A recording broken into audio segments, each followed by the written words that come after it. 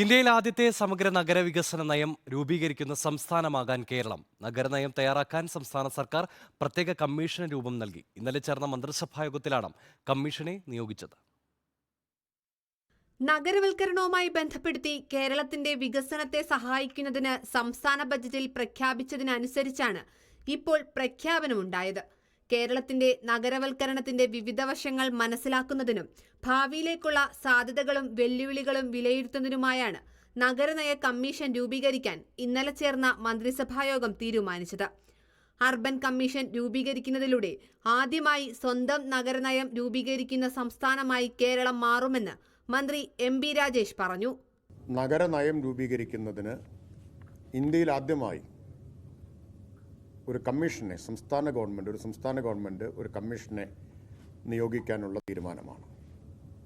കേരളമാണ് ആദ്യമായിട്ട് അത്തരമൊരു ചുവടുവെപ്പ് നടത്തുന്നത്. UK-യിലെ ബെൽഫാസ്റ്റ് ക്വീൻസ് യൂണിവേഴ്സിറ്റിയിൽ സീനിയർ അസോസിയേറ്റ് പ്രൊഫസറായ ഡോക്ടർ എം സതീഷ് കുമാറാണ് കമ്മീഷന്റെ അധ്യക്ഷൻ. സംസ്ഥാന ദേശീയ അന്തർദേശീയ തലത്തിൽ പ്രവർത്തന പരിചയമുള്ള 10 വിദഗ്ധ അംഗങ്ങളും കമ്മീഷനിൽ ഉൾപ്പെട്ടിട്ടുണ്ട്. കിലയിലെ നഗര പഠന കേന്ദ്രം കമ്മീഷന്റെ സെക്രട്ടേറിയറ്റായി പ്രവർത്തിക്കും. റിപ്പോർട്ടർ, കൊല്ലം.